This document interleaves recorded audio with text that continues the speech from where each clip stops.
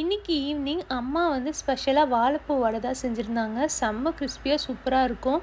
அதுக்கு வந்து ஒரு 2 ஹவர்ஸ் முன்னாடியே வந்து வடை பருப்பை நல்லா ஊற வச்சு எடுத்தாச்சு. இதை நல்லா கையில் மசிச்சு விட்டாலே மசிகிற அளவுக்கு ஊறிடுச்சு. இந்த மாதிரி ஊற வச்சுட்டு வாழைப்பூ வந்து ஆல்ரெடி க்ளீன் பண்ணி இந்த மாதிரி கட் பண்ணி நாங்கள் எடுத்து வச்சிட்டோம். ஸோ ஊற வச்சிருந்த வடைப்பருப்பு, உப்பு, சோம்பு, இஞ்சி, வரமிளகா, பச்சை மிளகா, கொஞ்சம் கருவேப்பிலை, கொத்தமல்லி எல்லாத்தையும் போட்டு மிக்ஸி ஜாரில் நம்ம கொரகொரப்பாக அரைச்சி எடுத்துக்கலாம்.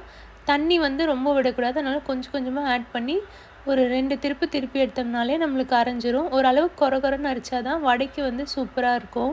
இந்த கன்சிஸ்டன்சி வர வரைக்கும் நம்ம அரைச்சி எடுத்துக்கலாம். இப்போ இந்த அரைச்சி எடுத்த கடலைப்பருப்பு கூட கட் பண்ணி வச்ச வெங்காயம், பெரிய வெங்காயம் ஆட் பண்ணிவிட்டு கூடவே வந்து வாழைப்பூ கட் பண்ணி வச்சுருக்கலாம், அதையும் ஆட் பண்ணிக்கலாம்.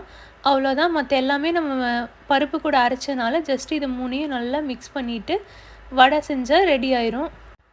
கொஞ்சம் சின்னதாக தட்டி போட்டோம்னா பருப்பு வடை வந்து உள்ளே எல்லாமே நல்லா வெந்து சூப்பராக இருக்கும். இல்லைனா வந்து கொஞ்சம் உள்ளே வேகாமல் இருந்ததுன்னா கிறிஸ்பினஸ் வந்து கம்மியாக தெரியும். அதனால் கொஞ்சம் சின்னதாக நல்லா தட்டி போட்டுக்கலாம். இப்போ சூப்பராக வந்து நம்மளோட வாழைப்பூ வடை வந்து ரெடி ஆயிடுச்சு. இது கூடவே வந்துட்டு நான் இன்றைக்கி பாயசம் மிக்ஸ் வந்து வீட்டில் இருந்தது. எனக்கு ஸ்பெஷலாக பாயசம்லாம் செய்ய தெரியாது. அதனால் இந்த ரெடிமேட் மிக்ஸ் வந்து வாங்கி வச்சுருந்தோம். ஜஸ்ட்டு பாலை நல்லா காய்ச்சிட்டு இந்த ரெடிமேட் பாயசம் மிக்ஸை வந்து உள்ளே ஆட் பண்ணிக்கணும். இதுலேயே வந்துட்டு ஏலக்காய், முந்திரி, திராட்சைன்னு எல்லாமே போட்டிருப்பாங்க. உள்ளே இருக்க சேமியா வந்து நல்லா வேகிற அளவுக்கு நம்ம நல்லா பால் இந்த மாதிரி கொதிக்க வச்சு சுண்ட வச்சிட்டோம்னாலே நம்மளுக்கு கரெக்டாக இருக்கும். எவ்வளோ தண்ணி நம்மளுக்கு வேணுமோ அந்தளவுக்கு ஆட் பண்ணிக்கலாம். இது இல்லாமல் நம்ம வேணும்னா தனியாக நெய்யில் வந்துட்டு முந்திரி, திராட்சை வறுத்து இதில் ஆட் பண்ணாலும் நல்லாயிருக்கும்.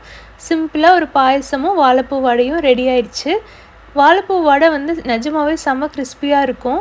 செஞ்சு பார்த்து எப்படி இருக்குன்னு கமெண்ட்ஸில் சொல்லுங்கள். பாய்.